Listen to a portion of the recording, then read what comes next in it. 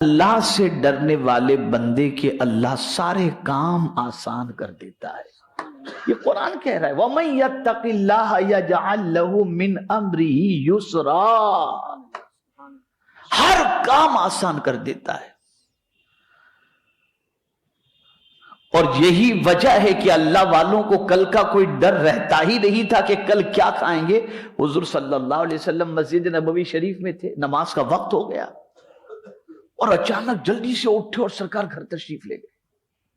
صحابہ کو حیرت ہوئی، اچانک حضور کیوں جلدی جلدی گھر تشریف لے گئے؟ کچھ دیر کے بعد حضور صلی اللہ علیہ وسلم تشریف لائے تو صحابہ نے عرض کیا حضور سب ٹھیک تو ہے؟ حضور آج جلدی تشریف لے گئے۔ کہا اصل میرے گھر میں کچھ تھوڑا سا سونا پڑا تھا تو میں نے سوچا پہلے اس کو اللہ کے نام پہ دے دوں پھر نماز کے لیے آؤں۔ کل کا ڈر نہیں تھا، وہ اللہ سے ڈرتے تھے۔ اور میں نے گزشتہ جمعہ میں اجتماع میں آپ سے عرض کیا تھا کہ روزی دینے والا کون ہے؟ اللہ۔ آج سیٹھ سے آدمی ڈرتا ہے کہ نوکری سے نکال نہ دے، وہ صرف مہینے کی تنخواہ دیتا ہے، لیٹ آنے پر تنخواہ کاٹ بھی دیتا ہے۔ اے رب تیری عظمتوں پر قربان کہ تو کتنا کریم ہے، ہم نافرمانی کرتے ہیں پھر بھی تو بھوکا سلاتا نہیں، بھوکا اٹھاتا ہے اور کھانا عطا کر دیتا ہے۔ کتنا کریم، اس سے ڈرو۔ اور جب قرآن کہہ دے تو پھر بات مان لینی چاہیے، وہاں سرنڈر ہو جانا چاہیے۔ آئیے میں آپ کو دلیل کی روشنی میں عرض کروں۔ ایک نوجوان فاروق اعظم رضی اللہ تعالیٰ عنہ کے پاس حاضر آیا اور عرض کرنے لگا امیر المؤمنین کوئی کام کاج نہیں ہے،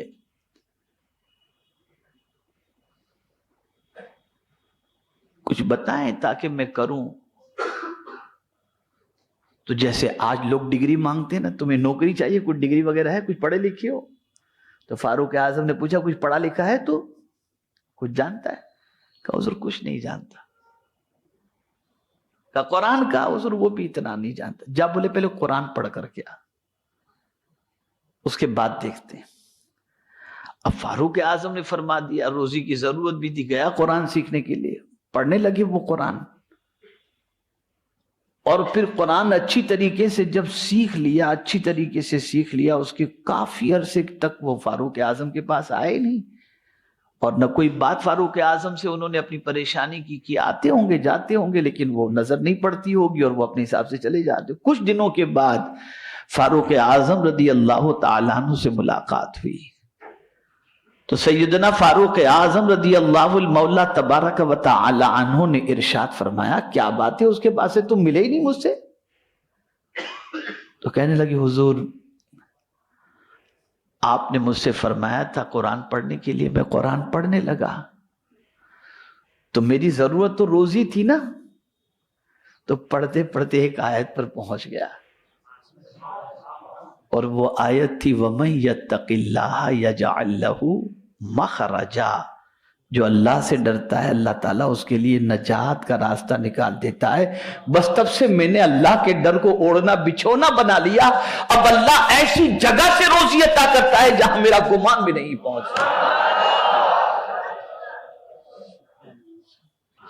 اور پھر قربان جائیے میرے رب کی عظمت پر، اس نے صرف یہی نہیں کہا کہ نجات کا راستہ نکال دے گا بلکہ فرمایا وَيَرْزُقُهُ مِنْ حَيْثُ لَا يَحْتَسِبُ، ایسی جگہ سے تمہیں روزی عطا کرے گا جہاں تمہارا گمان بھی نہیں ہوگا،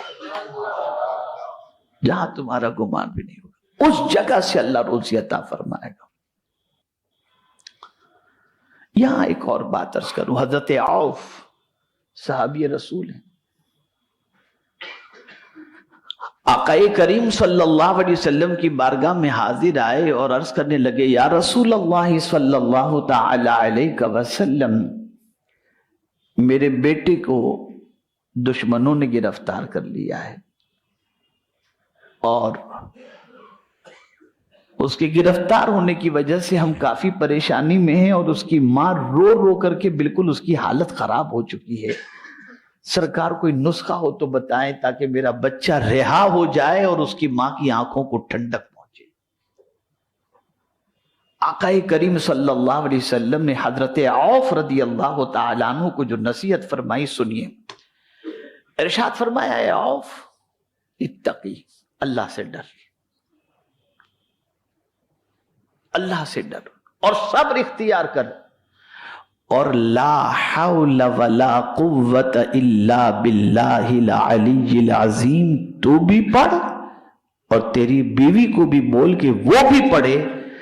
حضرت عوف رضی اللہ تعالیٰ عنہ گھر تشریف لے گئے، اپنی بیوی سے فرمایا کہ حضور صلی اللہ علیہ وسلم نے یہ عمل عطا فرمایا ہے اور ارشاد فرمایا ہے کہ اللہ سے ڈرو، صبر کرو اور لا حول ولا قوت الا باللہ العلی العظیم کی کثرت کرو، تم بھی پڑھو میں بھی پڑھوں. اس نے کہا کیا ہی اچھی بات حضور نے بتائی ہے، چلو اس پر عمل کرتے ہیں. پہلے بھی ڈرتے تھے، وہ پہلے بھی ڈرتے تھے، لیکن جب حضور نے کہہ دیا تو اور زیادہ ڈر کے اندر اضافہ کر دیا، اور ڈر میں اضافہ کر دیا انہوں نے، اور بہت زیادہ ڈرنے لگے. میں ڈر کس کو کہتے ہیں وہ بھی تھوڑا بتا دوں گا تاکہ آپ سمجھ سکیں ڈر کا مطلب کیا ہے، ڈر کا مطلب کیا ہے وہ سمجھ سکیں آپ. اب وہ انہوں نے اس پر عمل کیا. ایک دن بیٹھے ہوئے تھے، گھر کے دروازے پر کسی نے دستک دی تو حضرت عوف رضی اللہ تعالیٰ عنہ نے دروازہ کھولا تو جو بیٹا جس کو دشمنوں نے گرفتار کیا تھا ان کا نام سالم تھا، حضرت سالم، وہ گھر کے دروازے پر دیکھ کر حضرت عوف تو خوش ہو گئے. لیکن وہ تنہا نہیں آئے تھے، 100 اونٹ ساتھ میں لے کر کے آئے. کتنے اونٹ؟ 100 اونٹ ساتھ میں لے کر کے آئے تھے. خوشی کی انتہا نہ رہی. بچے سے کہا بیٹا سب خیر؟ بولے کہاں ابا جان، ایسا ہوا کہ دشمنوں کو میں نے غافل پایا تو میرے ہاتھ پیر کی بیڑیاں کھل گئیں اور کھول ڈالی میں نے، اور اس کے بعد جو ہے وہ میں نے دیکھا وہ غافل ہیں تو اونٹ بھی لے کر کے ساتھ میں آ گیا، اونٹ بھی لے کر کے آ گیا. اب یہاں پر مفسرین کا کہنا ہے کہ اگر تم بے گناہ ہو اور تمہیں کوئی پریشانی اس قسم کی لاحق ہو گئی، تم لا حول ولا قوت الا باللہ کی کثرت کرو، اللہ تمہاری پریشانی کو دور فرما دے گا.